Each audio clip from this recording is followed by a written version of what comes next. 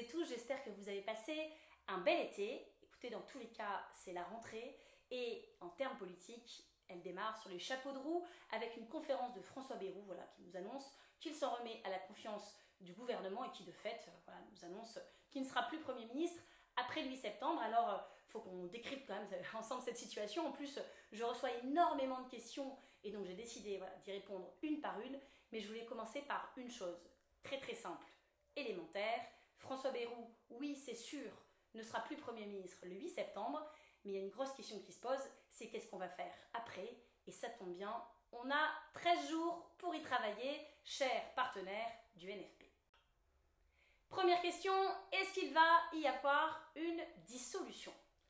Eh bien écoutez, autant vous le dire tout de suite, les écologistes n'ont pas peur de la dissolution, qu'ils préparent d'ailleurs activement depuis des mois. Il faut savoir que l'écologie, c'est prévoir, que gouverner, c'est prévoir aussi. Et donc nous sommes parés à toute éventualité. Encore ce matin, à 8h30, nous avions une réunion pour préparer l'éventualité d'une dissolution, aussi bien d'un point de vue politique que d'un point de vue matériel, parce qu'une élection, vous savez, c'est des bulletins de vote, c'est des professions de foi, c'est du matériel, c'est des campagnes, c'est des mandataires financiers, c'est énormément de choses. Si on doit s'y coller, on le fera. Si les élections débloquent les choses, pourquoi pas? Mais si c'est pour refaire une élection dont le président ne suive pas les résultats, là, pour le coup, on ne voit pas bien l'intérêt. Je vous rappelle par ailleurs que c'est pas l'Assemblée nationale qui est légitime. L'Assemblée nationale, elle était issue du vote des Français. Alors peut-être qu'on peut se dire que la situation politique qu'elle induit est un petit peu compliquée, mais enfin, ce vote a eu lieu, il y a eu une énorme participation, donc c'est pas l'Assemblée nationale qui est légitime, c'est le gouvernement. Et la bonne nouvelle, c'est que le 8 septembre, ce gouvernement va s'en aller. Deuxième question qu'on me pose énormément aujourd'hui, qu'est-ce que les écologistes pensent d'une éventuelle procédure de destitution? Écoutez, je vous réponds clairement à cette question. La procédure de destitution, oui, c'est une question qui se posera, mais qui se posera l'heure venue, parce qu'il y a deux étapes avant. Il faut prendre les choses dans le bon ordre. Première étape, François Bayrou tombe le 8 septembre. Deuxième étape, eh bien normalement dans la procédure institutionnelle, même si on sait que Emmanuel Macron pour l'instant l'a plutôt piétiné cette pratique, mais ça choque dans l'Europe entière. D'ailleurs, si un pays d'Europe faisait ce que fait la France actuellement, on serait sûrement très choqué aussi. Eh bien normalement, il doit nommer quelqu'un de la force politique arrivé en tête lors des précédentes législatives, c'est-à-dire le nouveau Front populaire. Et c'est cette étape-là qui m'intéresse. Parce que le fait qu'il ne l'ait pas respecté jusqu'à présent a donné des résultats délétères. Déjà d'un point de vue des politiques publiques, parce qu'on a été dans un déni climatique et dans des reculs affolants, contre lesquels d'ailleurs des Français se sont mobilisés cet été dans une grande pétition contre la loi du plomb, parce que ça a donné aussi encore plus d'injustice, et puis parce que ça nous conduit dans une impasse démocratique, et que normalement, chers macronistes, quand on est dans une impasse, mais vraiment genre collé au mur, qu'on s'en sort pas, si on continue d'être en marche dans la même direction, eh bien ça ne peut pas fonctionner, donc normalement on fait demi-tour. C'est ça, en toute logique, qu'Emmanuel Macron devrait faire, mais puisque pour l'instant, son attitude n'a rien de logique, je vous dis une chose, évidemment que s'il continue de plonger le pays dans l'instabilité en refusant de nous nommer, eh bien alors là, oui, la question de la destitution se posera. Je vous dis quand même que la vraie question qui se pose là, c'est aussi de donner un budget à ce pays. Et je vous le dis, ni la destitution, ni la dissolution ne répondront à cette question en réalité. Et donc, la solution que je propose, la solution que les écologistes portent, c'est-à-dire la nomination d'un ou d'une première ministre issue du nouveau Front populaire, est vraiment une piste qu'il faut explorer, Monsieur le Président de la République. De notre côté, on est au travail. Les écologistes proposeront d'ici au 8 septembre un plan de sortie de crise avec des mesures. J'imagine que nos partenaires de gauche feront la même chose. Des propositions, il y en a sur la table. On en a depuis longtemps. On en a porté beaucoup ensemble. Et d'ailleurs, on en a déjà fait adopter à l'Assemblée nationale. Quand j'ai entendu M. Bayrou dire que peut-être il faudrait un débat parlementaire sur comment on pourrait taxer un petit peu plus les plus riches, écoutez, ça tombe bien, M. Bayrou, ce débat parlementaire a déjà eu lieu. Il a déjà eu lieu. La taxe Zuckman a été présentée par les écologistes à l'Assemblée nationale. Ça permet de taxer à 2% le patrimoine de celles et ceux qui en France ont plus de 100 millions de patrimoine. Normalement, ça ne concerne pas beaucoup d'entre vous, ça concerne en tout en France 1800 personnes qui ont énormément d'argent et qui devraient pouvoir contribuer un peu plus à la solidarité nationale. Pour l'instant, ce que nous a fait faire le macronisme, c'est du Robin des Bois à l'envers, c'est-à-dire que ceux qui payaient beaucoup d'impôts en payent désormais moins qu'avant. Question suivante, puisque j'en suis à parler des parlementaires, est-ce que les écologistes trouvent que puisque François Bayrou s'expose à un vote de confiance le 8 septembre prochain, c'est sa démarche, est-ce que je trouve que du coup c'est une bonne nouvelle parce qu'il respecte le parlementaire et le parlementarisme? Bien écoutez, j'ai plusieurs choses à vous répondre sur cette question. Déjà, vous dire qu'il semble se rappeler du parlementarisme parce que normalement, quand un Premier ministre est nommé, il demande tout de suite la confiance du Parlement, ce qu'il n'a pour l'instant jamais fait. Donc, on est en août 2025, il le gouverne depuis plusieurs mois et se dit tiens, je vais demander un vote de confiance. C'est curieux quand même, non? Je vous rappelle aussi que François Bayrou nous a présenté son budget à un moment très très précis. Il a attendu que la session parlementaire soit clôturée, donc c'est-à-dire quand la présidente de l'Assemblée nationale a décidé que c'était la fin des travaux, qu'il fallait partir non pas en vacances, parce que c'était un peu tôt en juillet, je sais qu'en tout cas les parlementaires écologistes étaient tout le mois de juillet mobilisés sur leur circonscription. Bon bref, la section parlementaire a été clôturée, et là, qu'a fait M. Bayrou? Et bien, le lendemain, il nous a fait une grande conférence de presse pour nous annoncer des mesures hyper choquantes, la suppression des jours fériés. Bon, nous on trouve ça affligeant, et il a annoncé tout ça ce jour-là, en sachant bien que la session parlementaire était clôturée. Et donc, c'est bien pratique, c'est très commode pour lui, les parlementaires ne pouvaient plus déposer ni voter de motion de censure. Ça, c'était au mois de juillet. Et puis là, au mois d'août, alors que la session parlementaire n'a pas repris, il met lui-même sa tête sur le billot pour demander un vote de confiance. En gros, pour faire simple, le Parlement n'a ni en juillet ni aujourd'hui pu débattre des propositions qu'il a mises sur la table. Non, voilà, et tout est fait. Et tout était d'ailleurs fait pour qu'ils ne puissent pas, un peu comme sur la loi du plomb, vous vous rappelez, quand ils ont fait une petite tacticienne parlementaire pour que le texte à l'Assemblée nationale aille directement en commission mixte paritaire et ne passe pas par un débat en hémicycle à l'Assemblée nationale. Tout ça est quand même bien curieux, et moi ce que j'en interprète, c'est que François Bayrou a peur, oui, de débattre de ses idées, de ce qu'il propose, de son projet à l'Assemblée nationale. Avouez que c'est quand même curieux par ailleurs que François Bayrou, qui connaît quand même, il se présente comme un fin politicien, les équilibres politiques de l'Assemblée, qu'il sait d'ailleurs qu'il n'y a pas de majorité, voilà, c'est quand même très curieux qu'il nous présente en juillet un plan qu'il sait complètement inacceptable, et que là, il nous demande aux parlementaires écologistes de tous les bancs de voter la confiance en disant votons la confiance sur le principe et puis on verra après. Moi, j'ai toujours pas compris cette manœuvre. Alors, question suivante, puisque c'est celle qu'il a lourdement posée pendant sa conférence de presse. Quand même, il y a de la dette, est-ce que c'est pas important? Est-ce que ça vaut pas la peine qu'on s'en occupe? Eh bien écoutez, je trouve ce sujet de la dette et la manière dont François Bayrou nous renvoie la question très préoccupant.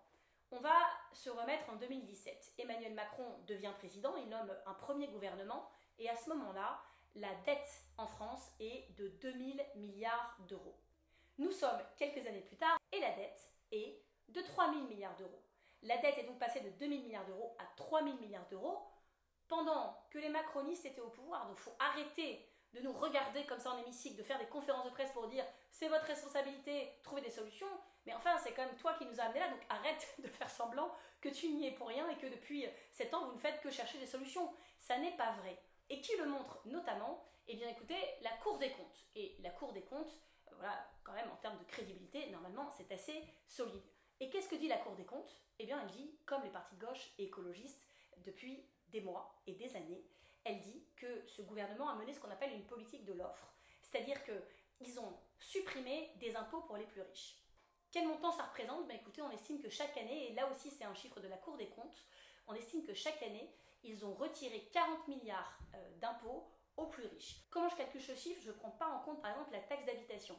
La taxe d'habitation, ça supprime par exemple à peu près 13 milliards par an de recettes fiscales aussi, mais bon, la taxe d'habitation, on peut dire que ça a bénéficié à tous les Français. Voilà. Donc quand je dis 40 milliards de baisse d'impôts par an pour les plus riches, c'est vraiment pour les plus riches. Et évidemment, 40 milliards par an, mis bout à bout, ça crée de la dette, parce que bon, moi j'ai fait un bac économique et social. Pour ceux qui ne l'ont pas fait, c'est très très simple. Je vous refais une des premières leçons qu'on apprend au lycée. Le déficit d'un État, c'est la différence entre ce qui rentre dans ses caisses, les recettes, et ce qui en sort, c'est-à-dire les dépenses. Et quand les recettes sont moins importantes que les dépenses, ou les dépenses plus importantes que les recettes, eh bien ça fait un déficit. Et déficit après déficit, ça crée une dette. La dette, c'est l'accumulation de l'argent qu'il a manqué chaque année. Et c'est très logique. Il ne faut pas être sorti de Saint-Cyr ou d'une grande école pour comprendre. Si on baisse les impôts tous les ans, du coup, ça fait plus de déficit et donc plus de dettes. Et quand en plus, on baisse les impôts en ciblant les baisses d'impôts sur les plus riches, je suis au regret de vous annoncer que c'est par ailleurs très très injuste, mais ça, vous le savez, parce que, mes chers Français, vous le subissez. Alors voilà, c'est très étonnant que ce François Bayrou, qui semble se préoccuper énormément de la dette, là, avec son air contrit, ne dise pas, du coup, regardons comment on a fait pour arriver à ce niveau de dette, et revenons en arrière, regardons dans le rétroviseur. Et la Cour des comptes elle-même dit que ces 40 milliards de baisse d'impôts des plus riches par an n'ont pas produit l'effet escompté. Voilà, si ça avait créé une révolution de je ne sais quoi, des effets positifs qui pourraient démontrer, je serais sûrement toujours pas d'accord, mais il y aurait un argumentaire à mener. Là, je ne comprends même pas quel est leur argument pour ne pas pencher sur ce sujet. Tout ce qu'ils veulent nous dire, c'est qu'on doit faire tous un effort. Faites un effort, faites-le pour la France, de toute manière on n'a pas le choix, c'est de votre responsabilité. Si, en fait on a le choix. On a le choix, et d'ailleurs, on a voté pour faire autrement, sauf que Emmanuel Macron a refusé de mettre en œuvre le résultat de cette élection. Dernière question, et puis si vous en avez d'autres, peut-être que je referai une autre vidéo. Dernière question, qu'est-ce que vous, écologistes, vous proposez? Premièrement, on vous propose un plan de sortie de crise écologiste, on vous le donnera d'ici le 8 septembre, on est en train d'y travailler, et donc ça veut dire qu'on travaille sur le fond de la situation. Mais évidemment, on a aussi des propositions politiques à vous faire. Les écologistes n'ont jamais fui devant leurs responsabilités. La situation, en fait, elle est très simple. D'un côté, on a les macronistes qui sont enfermés dans leur impasse démocratique, dans leur impasse sociale, dans leur impasse environnementale. De l'autre côté, on a aussi le Rassemblement national. C'est une menace pour notre pays, je le dis et je le redis, mais ce n'est pas juste une menace pour notre pays. On est dans un moment de bascule fasciste au niveau mondial, de grandes démocraties comme les États-Unis, qu'on pensait vacciner face à ce péril, viennent de tomber. Et j'ai l'impression qu'on est, vous savez, face à ces jeux de dominos qui tombent les uns après les autres, entraînant la chute les uns des autres. Et dans ces prochains dominos qui peuvent tomber, il y a la France. On peut penser que la date, la principale menace c'est 2027, mais vous voyez bien là par exemple que ça pourrait arriver plus tôt que prévu. Je vous dis juste une chose, c'est que si la France bascule, c'est toute l'Europe qui vacille. Et l'Europe, c'était au niveau mondial ce qui tenait encore à peu près debout et qui était capable de faire face aux pays qui ont basculé déjà dans le fascisme. Ce que je vous dis donc là, et je le dis de manière assez solennelle et très simple, il y a un an, quand Emmanuel Macron a décidé tout seul et de manière très théâtrale et très précipitée pour prendre tout le monde de court une dissolution. À gauche, chez les communistes, chez les socialistes, chez les insoumis, chez les écologistes et chez tous leurs partenaires, il a semblé instinctif, de l'ordre du réflexe, de nous mettre en ordre de bataille. Pourquoi? Parce qu'il fallait empêcher que le pays ne tombe aux mains des fascistes. Alors aujourd'hui, si les macronistes sont dans l'impasse, si les fascistes sont un péril pour la France et pas que, eh bien il reste nous, chers camarades. Il reste nous et on doit être à la hauteur. On ne peut pas se dire, oui, ça paraît compliqué, etc. Oui, ça va être compliqué. Ça, c'est certain. On n'a jamais dit que ce serait simple, on n'a jamais dit que ce serait confortable. Mais tout simplement, je n'ai pas d'autre solution. Je n'ai pas d'autre solution, alors comme l'été dernier, on doit montrer que même si personne n'y croit, que même si ça paraît inconfortable, que même si ça paraît inatteignable, que même si ça paraît impossible, on va le faire.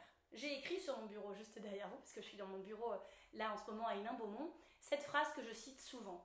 Celles et ceux qui pensent que c'est impossible sont priés de ne pas déranger celles et ceux qui essaient. Eh bien nous, chez les écologistes, on essaie, et on sait qu'à gauche, on n'est pas les seuls. Ce que je propose donc à tout le monde, c'est qu'on se retrousse les manches ensemble et qu'on trouve ces solutions. Que l'on dise haut et fort à Emmanuel Macron qu'on attend qu'il nomme un ou une première ministre issue des rangs du nouveau Front populaire et que cette majorité, on ira la chercher et qu'on ira la trouver. Oui, vous l'avez compris, les écologistes appellent les forces de gauche et écologistes à travailler ensemble. On a 13 jours et le 8 septembre, j'aimerais énormément que nous soyons en mesure de proposer des solutions au pays. J'ai entendu aussi les remarques sur la manifestation du 10 septembre. Est-ce que c'était bien sérieux de demander de tout bloquer? Mais on va se le dire franchement, aujourd'hui ceux qui bloquent tout, ils sont au gouvernement. Ils refusent de céder le pouvoir même quand les urnes leur demandent. Ils refusent de mener d'autres politiques alors que les politiques qu'ils mènent montrent leur inefficacité. Et puis notre priorité devra être de faire voter dans ce pays un budget, parce qu'on sait que si on n'y arrive pas, on va se retrouver à nouveau dans une crise institutionnelle, dans une crise politique et dans une crise économique. Et ça, c'est ce à quoi on doit s'atteler dès maintenant. On a des propositions et on a hâte de vous les présenter. C'est ça notre responsabilité, de travailler à des solutions.